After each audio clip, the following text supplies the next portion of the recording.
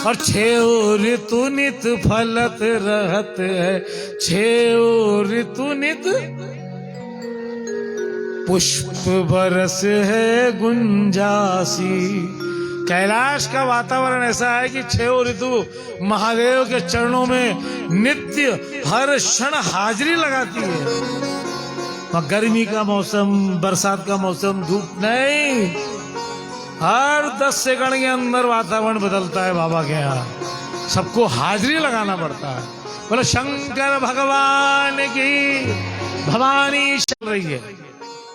भगवान राम को वनवास हो गया। दंडकारण्य क्षेत्र में प्रभु श्री राम घूम रहे, मां सीता को खोज करते करते। इधर भगवान राम का भी प्राकट्य हो गया। भगवान राम के प्राकट्य के बाद में भगवान को वनवास हुआ। भगवान वनवास में निकले। भगवान वनवास में निकले तो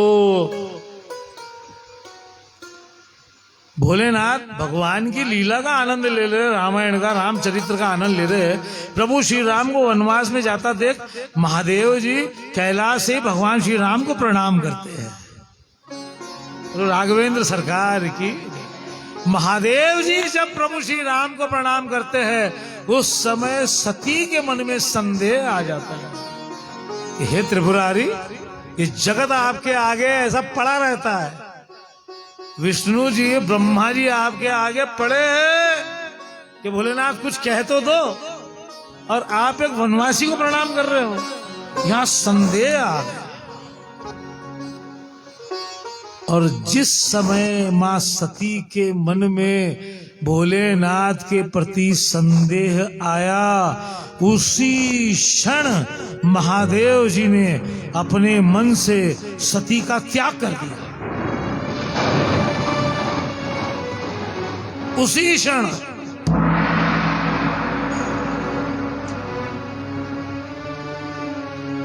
और कहते हैं वो कि मां सती कहती कि ये वनवासी को आप प्रणाम कर रहे।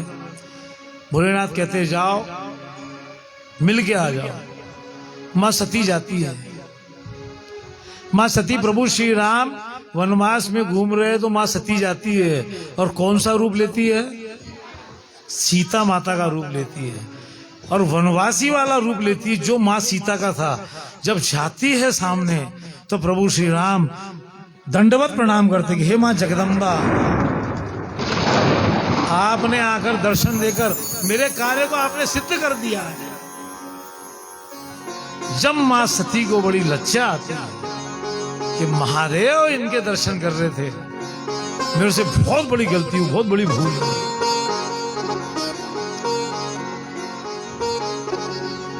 लेकिन बाबा मन से मां सती को, जोर से बोलो, त्याग देते हैं बाबा त्याग देते हैं। फिर राजा दक्ष बहुत बड़े विशाल यज्ञ का आयोजन करता है। शिव जी के प्रति उसके भाव जो थे वो थोड़ी सी मन में उसके भगवान शंकर के प्रति प्रेम नहीं था। समूचे संसार के सभी देवी देवताओं को निमंत्रण देता है, सारे ऋषियों को देता है, सारी नदियों को देता है, सारे पर्वतों को देता है, सारे गंधर्वों को देता है, सारे यक्षों को देता है, समूचे देव समाज को, पूरे ब्रह्मांड को देता है निमंत्रण यज्ञ में आने का। लेकिन महादेव जी को निमंत्रण नहीं देता। कैलाश में मां सती देखती है कि ये यान देवताओं के कहां जा रहे हैं। नारद जी उपस्थित हो जाते हैं, नारायण नारायण, और भगवान भवानी शंकर को साक्षात दंडवत प्रणाम करते हैं। कहते हैं नारद जी, मां आपके पूज्य पिताजी ने, राजा दक्ष ने एक यज्ञ का आयोजन किया है। देखो भाई, हमारी कथा के कारण बाबा का जो भोग बनाने वाले हमारे सेवक हैं, उनको बेचारों को बड़ी दिक्कत जा रही है। हमारी दीदी को बड़ी गजब की सेवा चलती है राजेश्वर मंदिर में। बाबा का रोज का भोग बनता है, हमारी कुछ माताएं बहनें बनाती है। सभी दरबार की सब थालियां, और बाबा राज राजेश्वर महाराज के दरबार से भगवान विष्णु का भोग भी जाता है लक्ष्मी नारायण मंदिर का, जो जहीन चौक पे है। और ये सेवा देने वाले कोई, ये सब हमारे जैसे रोज के भगत है बड़े मन से। ये इनके घर में इतने प्रेम से काम नहीं करते होंगे जितने प्रेम से बाबा की भोग बनता है यहाँ। बहुत गजब बनता है। जब सब्जी का छोकन होता है तो मन में, मुंह में पानी आ जाता है मेरे तो। लेकिन बाबा भोग लगा, ओम नमः शिवाय, ओम नमः शिवाय, ओम नमः शिवाय, ओम नमः शिवाय, ओम नमः शिवाय, ओम नमः शिवाय, ओम नमः शिवाय। राजेश्वर भगवान की। तो हम लोग इतने बैठे कि उनको 5, 7, 10 बार आना जाना पड़ता है, फिर भी वो बिल्कुल कथा का आनंद लेते हुए, हमारी बहन जो है वो उनका जाना आना सबका बरोबर चल रहा है और सेवा भी चल रही है। तो कहाँ पे थे हम लोग? थे भी भूल गए क्या? अरे कुछ तो याद रखा करो कम से कम। अरे क्या नारद जी आया, इतना लेट बोलो नारद जी। अभी नारद जी कटक की कटक पहुंच गए इतनी देर में। तो नारद जी आए थे, नारद जी आए थे।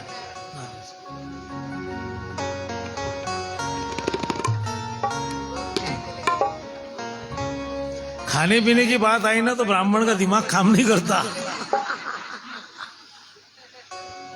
और उसमें बाबा का भोग जय हो। तो नारद जी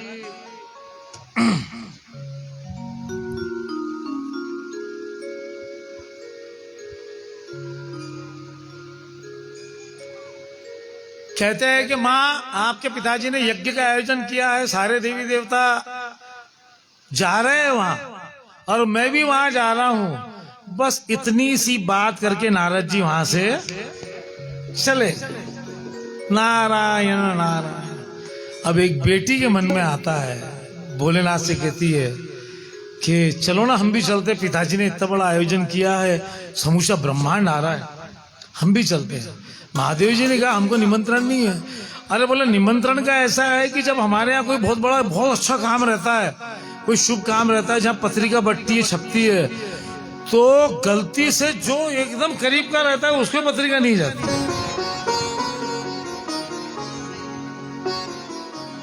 एकदम ही नहीं जाती। और ऐसा होता 100% होता है। मेरे दोस्त की शादी थी राजस्थान सीकर में, वो मेरे को पत्रिका दे दिया 50-100 यहाँ देने की, और उसमें मेरी पत्रिका नहीं। मैं मन में सोच रहा वाह भैया वाह, मेरे से पूरे गांव में पत्रिका बंटवा रहा, मेरी पत्रिका नहीं, और मेरी नाम की पत्रिका लिखी हुई वो सीकर में पहुंच गई। ऐसा होता। तो माँ सती कहती है कि देखो पिताजी के पास बहुत काम है, और हो सकता है अपने लोगों को तो कोई बुलाने की जरूरत ही नहीं है, आप तो उनके अपने हैं। भोलेनाथ कहते नहीं, मैं बिना निमंत्रण के कहीं नहीं जा सकता। मां सती बहुत जिद करती है, जिद इतनी करती है कि जिद की हद पार हो जाती है, तब जाके भोलेनाथ कहते हैं भाई तुझे जाना है तू जा, तेरे पिताजी का घर है, तू कभी भी जा सकती है। बेटी अपने बाप के यहाँ कभी भी जा सकती है। आजकल की स्थिति कुछ अलग हो गई। आजकल अपनी भाभीियों को देख के जाना पड़ता, और जो भाभीियों का ऐसा बर्ताव अपनी नंदों के साथ में है, वो भाभीियों का भी बर्ताव वैसी होने वाला है। मेरी बात का बुरा मत मानना किसने। तुम अपने माँ बाप के पैर दबाते हुए अगर अपने बच्चों को दिखेंगे तो आपके पैर दबने वाले हैं। नहीं तो माझा मुलगा रामा सारखा झाला पाहिजे, और तेरे अंदर गुण बिल्कुल भी नहीं है तो होने वाला नहीं है। अरे अपेक्षा क्यों रख रहा भैया, पहले खुद तो देख ले।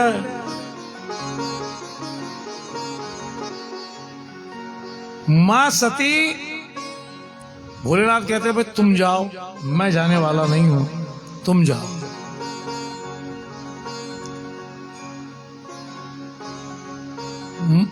मां सती से बाबा कहते हैं आप जाइए, मैं आपके साथ में कुछ शिवगण दे देता हूं। नंदी भृंगी ये जो शिवगण थे ये शिवगण मां के साथ हो गए और मां चली राजा दक्ष अपने पिता के यहां यज्ञ के अंदर। जब यज्ञ में पहुंची तो जो बहनें थी वो तो सब आके मिली, बहनों का अपनी जो उनकी चाचियां जो थी सब मिली, लेकिन पिता वो तरीके से नहीं मिले उससे। और जब यज्ञ मंडप में देखा तो वैकुंठाधिपति नारायण का स्थान एकदम ऊंचा है, ब्रह्मा जी का स्थान है, इंद्र का स्थान है, वरुण का है, कुबेर का है, गंधर्वों के स्थान है, लेकिन उन सिंहासनों के अंदर महादेव का सिंहासन कहीं नहीं है। जब मां जगदम्बा मां सती क्रोधाग्नि मां की हुई और दक्ष से कहा कि पिताजी ये तुमने बड़ा अन्याय किया, ये जितने यहां बैठे हैं ना, ये जितने देवता बैठे हैं, ये मेरे पति भगवान शंकर रुद्र के आगे आए दिन आड़े पड़े रहते हैं, झुके पड़े रहते हैं। तुमने भगवान शंकर को महादेव को नहीं बुला के बहुत बड़ा घोर अपराध किया है और उसका दंड तुम्हें मिलेगा। और इतना कहते ही मां सती ने क्रोधाग्नि से अपने शरीर को भस्म कर लिया। मां सती जल गई, अपने शरीर को भस्म कर लिया। अब हाहाकार मच गया, हाहाकार मच गया कि मां सती अपने शरीर प्राण मां के निकल गए, मां ने अपने शरीर को समाप्त कर लिया। चुपचाप उठकर भगवान विष्णु अपने गरुड़ पे बैठ के वैकुंठ लोक पे रवाना हो गए। ब्रह्मा जी रवाना हो गए। देवता समझ गए कि अब रुद्र का यहाँ पे तांडव होने वाला है। नंदी देखकर नंदी भृंगी जो 5-7 शिवगण थे समूचे देवलोक के ऊपर भारी पड़ गए। मार काट मचाना शुरू हो गया। एक दूत भागता गया और महादेव से जाके कहा, बाबा मेरी जिभ्या में वो सत नहीं है जो मैं आपको बोल सकूं, लेकिन कहना ही पड़ेगा कि माँ जगदम्बा माँ सती ने उस यज्ञशाला के अंदर अपने शरीर को क्रोधाग्नि में भस्म कर लिया। माँ अब इस दुनिया में नहीं है। महादेव सुनते बराबर उठ के खड़े हुए और अपनी जटा से उन्होंने 2 बाल निकाले। 2 बाल निकाल कर वो 2 बालों को उन्होंने जमीन पे पटका। 2 बाल पटकते बराबर वीरभद्र की उत्पत्ति हुई। वीरभद्र और दूसरे बाल से महाकाली की उत्पत्ति हुई। बाबा ने कहा जाओ। वीरभद्र और महाकाली की उत्पत्ति हुई। वीरभद्र और महाकाली ने समूचे देवताओं को इतना भयानक पीटा, इतना समूचा देवलोक समाप्त कर दिया उसने। सारे देवता भाग गए। तब विष्णु जी जाके भगवान शंकर के आगे क्षमा याचना सारे देवी देवता मांगते हैं और चक्र द्वारा राजा दक्ष को दंड देने के लिए उसकी गर्दन काट देते हैं।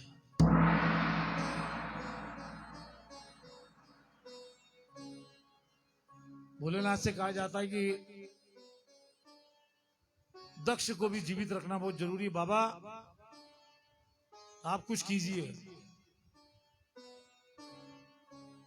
तो यह आदेश ब्रह्मा जी देते हैं कि जो जीव पक्षी जो मिल जाए जानवर आपको जाओ उसे ढूंढ के लाओ, जो मिल जाए उसकी गर्दन काट के लाओ। तो वहां मिल गया मेंढा, जिसका ऊन निकलता है, जिसे बकरा भी कहते हैं, लेकिन मेंढा मिलता है। मेंढे का गर्दन काट के लाई जाती है और राजा दक्ष को अभिमंत्रित जल से ब्रह्मा जी उसको छींटा देकर उससे जीवित करते हैं। वो मेंढा जैसे ही जीवित होता है वैसे महाकाल को भोलेनाथ का रुद्र रूप देख के वो वहां डर जाता है और वो मैं इस तरह से आवाज निकालना शुरू करता है। जैसे ही बाबा भोलेनाथ राजा दक्ष को अपने ससुर को मेंढे की आवाज निकालते हुए देखते हैं तो बाबा की थोड़ी हंसी छूट जाती है। बाबा वहां थोड़े प्रसन्न हो जाते हैं, हंस देते हैं कि ये वही दक्ष है, वो मैं क्षमा याचना मांग रहा है।